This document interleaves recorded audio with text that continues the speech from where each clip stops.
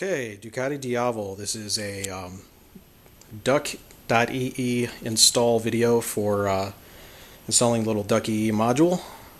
It eliminates the exhaust flapper valve in the mid pipe, and the very first step you're going to have to do is remove the seat. That will allow you to reach the cables and everything that you're going to need, and you're going to have to do that to remove the tank cover and the fuel tank anyway. So some of the tools you will need are some a ratchet, extensions, 10mm wrench to take off the front cowls. There's a bolt on the inside, I'll show you that later. Some hex keys of varying sizes. I believe the sizes you'll need are 4, 3, and 2.5mm. So you'll need the tiny one, the 2.5mm, for the two screws in the front of the cowls.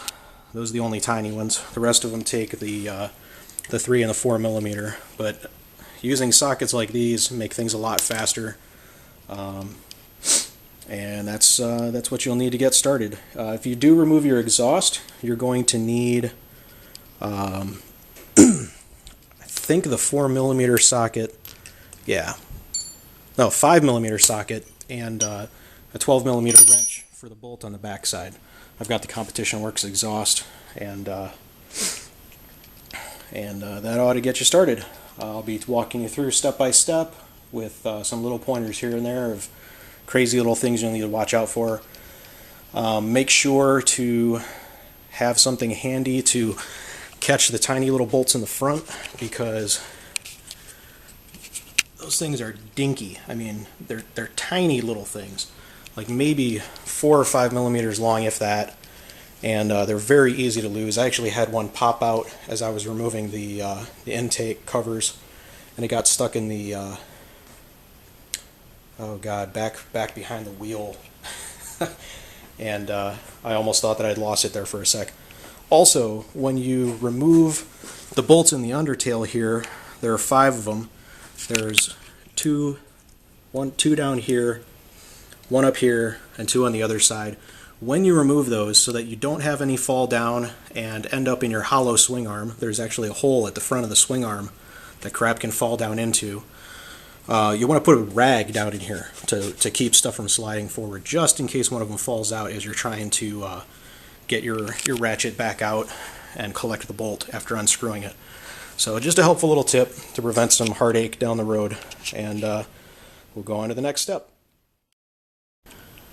Okay, this is one of the most annoying steps in this whole process, is removing this under panel in order to access the servo, which is back on the right hand side of the bike behind the frame. Simply by removing this panel, you're not going to be able to see, you'll be able to see the servo, the casing for it, but the fuel cell is going to be in the way, so you're not going to be able to reach the bolts to pull it out. So there's 5 bolts, 1 down here, 2 at the top, and then 2 more on the side. You can see them down there at the bottom where I'm shining the light, near the the reservoir for the rear brake. The one at the bottom is supremely annoying to get to. If you take off the exhaust, it'll be a little bit easier. Well, a lot easier, but it's a kind of a weird angle that you have to hit. And this bottom bolt here, you're going to have to use an Allen key to get to. I'm going to come over to the other side and kind of give you an idea of the angle you're going to have to hit that bottom bolt at. So there's the upper bolt on the right hand side, top bolt, and then the bottom bolt is behind the master cylinder here. Put the light up here. See, it's back there behind. So what you're going to have to do is angle your extension down about this angle so that it's coming through here. If it's up higher, it's not going to work. If it's down lower, it's not going to work. You have to kind of angle it about here and go straight on. If you pull the master cylinder to the side, you can kind of see what you're doing, but you definitely want to have some kind of light to let you see. Yeah, there we go. So those 5 are supremely annoying, and one of the things that you should probably go ahead and get done first, because it's just the most painful trying to get those bolts. Just really weird angles. Okay, the first step for removing the gauges is to come around the front of the bike, looking down low. There are 4 bolts to hold on the gauges. You want to remove those. Once you remove those, it'll be a little awkward. There's a plug up under there, and once you get the gauges out, you're going to want to pull it out, kind of twist it, get your hand up under there, and there's a plug that you can pop out.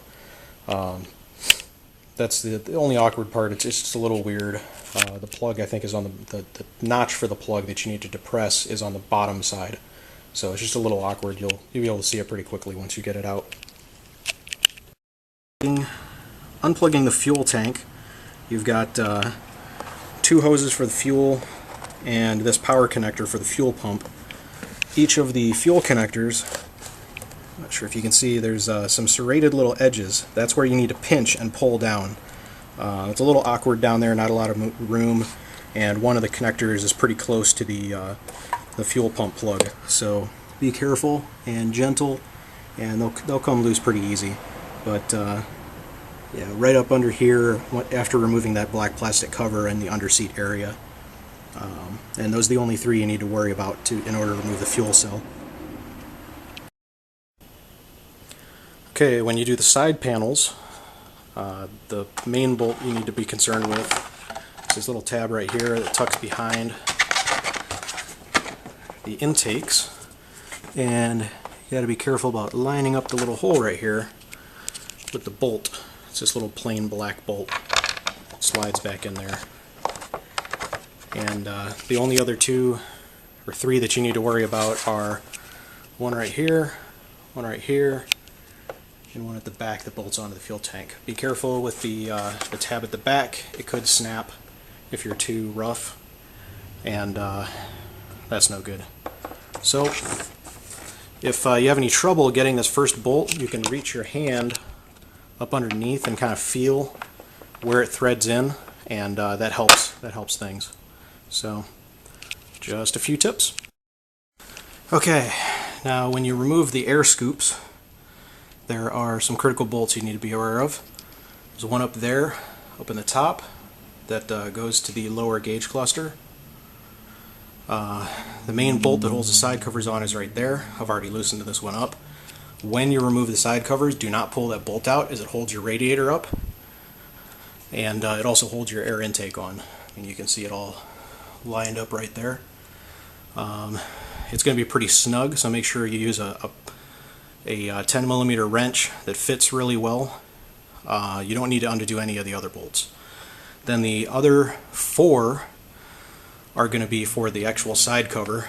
Oh, and this surround actually needs to tuck down under like that. It kind of notches up under this, so be aware of that. That might be one of the fitment issues that people were running into with the carbon fiber ones. So there are 4 bolts, one here, and then there are the 2 that are in the grill, like right here, that are really tiny hex screws. So those are the 4 that you need to do for the air cover.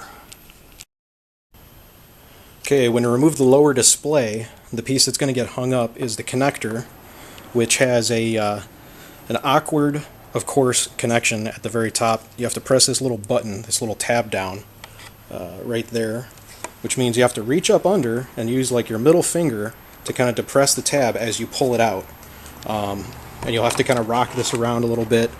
Let's see if I can show you. The connector is also, if you pull this out, the connector is also right here, so it'll be on the right hand side that you're going to be unplugging that thing. And when you put it back in, you're going to want to kind of jockey it a little bit and kind of rock it up under, and then push down on the sides. Probably be a good idea to put some masking tape or something on your tank, but I'm not too picky about that kind of thing.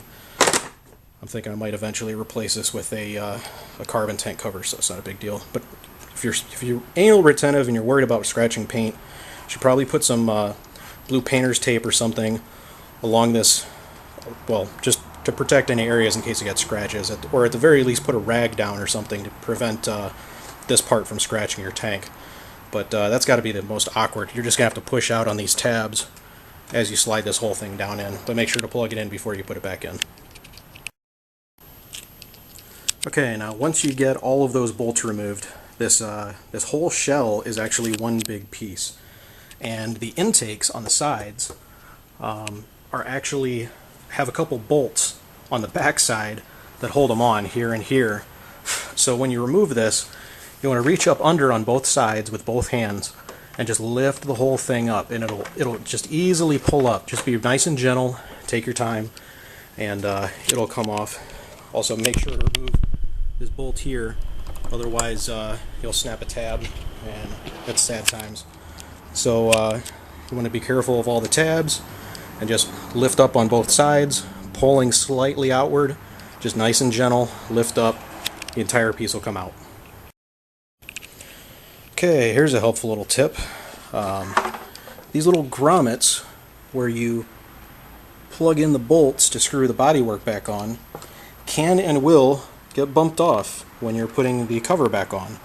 So be careful when you're doing that. You're going to have to fit it back up underneath and pull the rubber through to get it to hook back up like it is stock. But they tend to like hit and get popped out as you're lowering it down onto the fuel tank. Also, the side covers down there slide forward.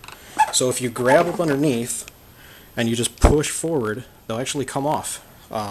That way you won't have to worry about them falling onto the ground as you're removing the top cover. So be careful and watch out for these little grommets that are everywhere.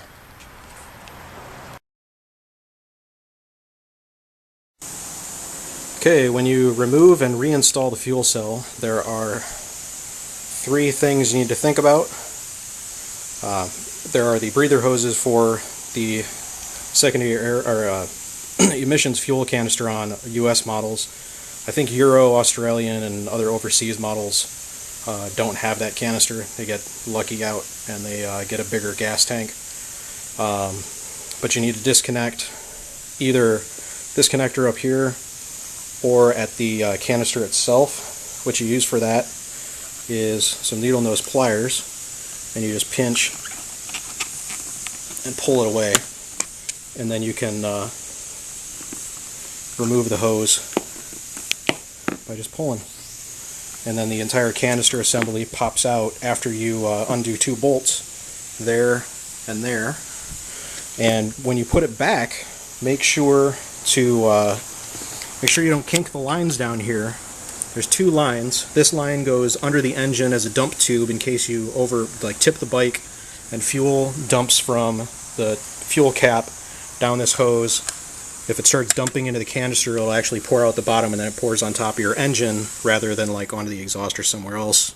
It's kind of a weird routing, but that's how it works. And then the other hose goes actually into the cylinder heads, kind of like on the 1098's canister.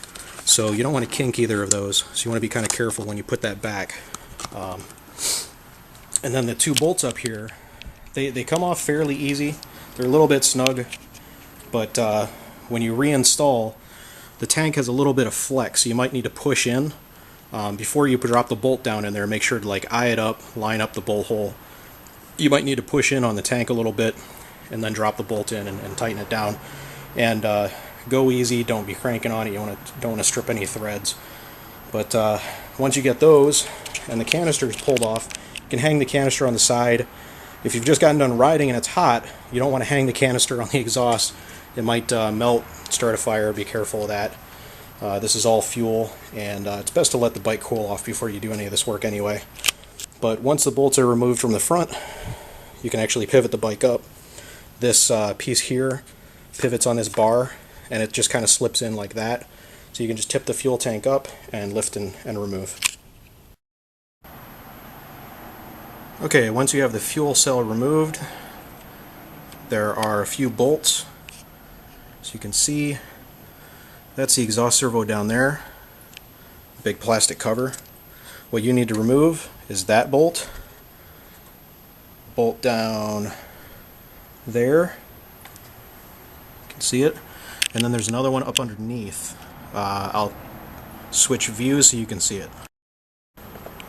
Okay, the third bolt is all the way down here. You can see where the flashlight is shining. If you put the ratchet up through the engine bay and through the seat, that is the best way to get an angle on that bolt. Otherwise you're just going to chew it up and be sad times. So hit it from this way with the ratchet up through the top, and that'll get that bottom bolt off so you can remove the cover and get the servo out of there.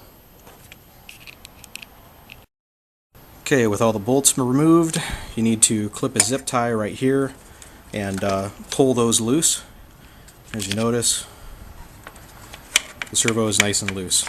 So now we can get in here and can disconnect other pieces.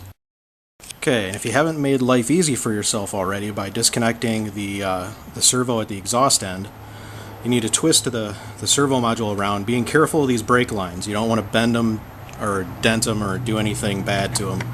Those go to your rear brake. Basically, the cable up here, you can kind of see it, hooks in to this little black piece where my middle finger is right here. And it hooks on there, so you need to twist it around to get the cable to pop off, and then you can just push the last piece out.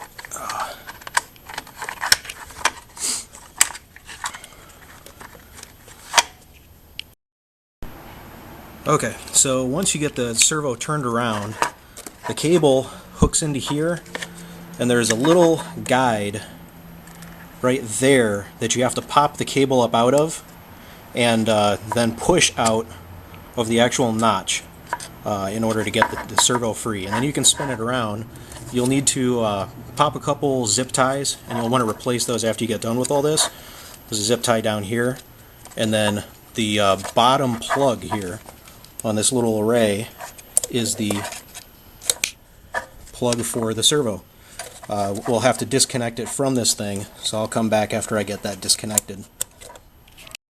Okay, so here is the opposite side of the plug for the servo.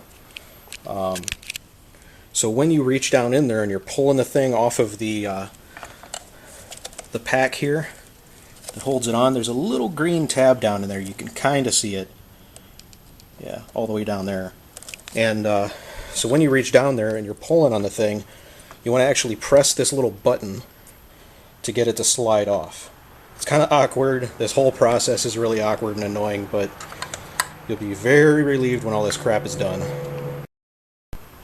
Okay, now it's time to take your Duc.ee module and plug it into the connector that's remaining and basically locate it in the best position that you can find. I think the under seat area is going to be the best because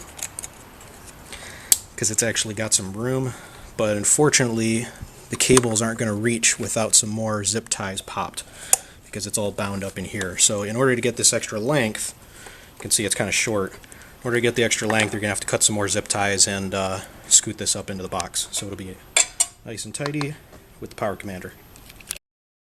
Okay, you may or may not want to do this, but in order to get the Duc module to fit in there, I actually pulled off the cover on the wiring harness a bit, and there were a couple pieces of tape, cloth tape. I'm going to replace it with regular old electric tape after I put it back on. Well, I'm going to put on the cloth tape first and then go over it with some electrical tape just to be extra secure and for waterproofing purposes. But basically you want to pull it up until the point where the wires intersect with the rest of the wiring harness in order to get it to reach, and then it's going to be tucked in like this. And I'm going to go back over all of this right now with electrical tape across this way, wrap around, make sure it's extra waterproof, and then cover it back up with the shield and put some more tape over that. So just an extra step. You might not want to go this far. I know a guy on the Diavel forum actually taped his module. It was either to the swing arm or somewhere back in the side of the frame where the thing originally was. Might have actually been right here. If you can see, this is horribly awkward. Yeah, I think it was right here that he stuck his. But the big reason I'm putting it in the box here is because I don't want it to interfere with the fuel tank at all. Fuel cell drops down in here and hooks onto this piece. So just to have the extra clearance, and in case I ever need to unplug it down the road or replace it in case it goes bad, I don't have to take everything off like we're doing with this process. Yeah, and then I got my beer sippy cup up there. So next step. So there we go, all taped up. Ducky's got plenty of room to tuck up in here. I'm going to use some tape to stick it up against the side, and it should be plenty waterproof in case I get any rain off the rear tire. Now let's plug all this back in and start getting the fuel cell put back on. Okay, so when you're tightening back down the covers on the bike, make sure to alternate, kind of like when you're doing lug bolts. Screw them in loosely, and then once they're all screwed all the way in loosely, then you can go in and easily tighten them down, just snug. They don't need to be super tight. If you're worried about torque specs, make sure to check the shop manual. I just do them a little bit snug, and then that might be why some guys are having issues with the DP carbon fiber display piece. I guess the fitment around the fuel cap especially is a bit odd, so make sure to check all that when you're reinstalling the cover, and it'll save you some headache later on.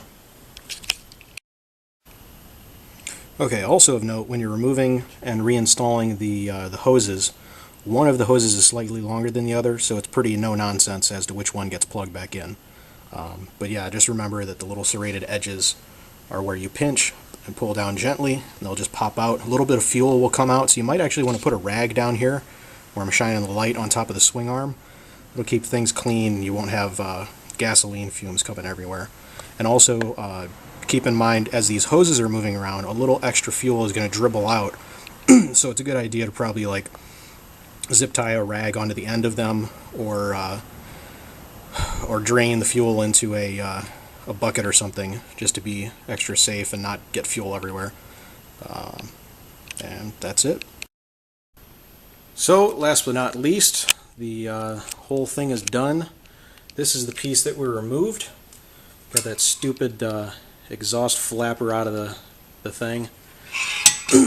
All that is for noise emissions, and it doesn't really do a whole lot once you put a slip on like the competition works on your bike, so it's just extra weight, extra junk. Also, you'll notice I scrape the header sometimes in corners. If you hit a bump mid-corner and you're railing it, scraping your foot peg like this,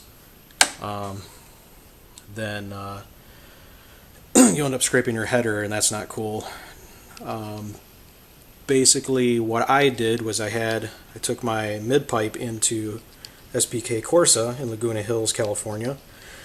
I had a spare from a friend who did a full exhaust on the Ducati form, Diavel form, and gave him the spare mid-pipe to SPK Corsa. They took it to a welding shop, and they cut out the exhaust flapper valve, put in a straight pipe, and while I was at it, they also went ahead and shortened up these slips.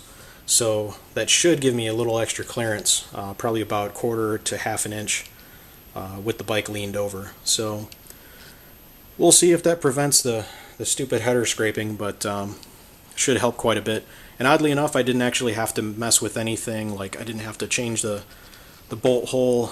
Everything just fit right back up, so it should be pretty good.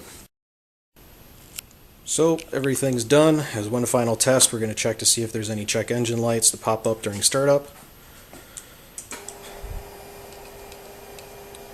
Normal startup sequence comes up, and no warnings, no messages, nothing. Just a little oil change reminder that I've got 1,600 miles left.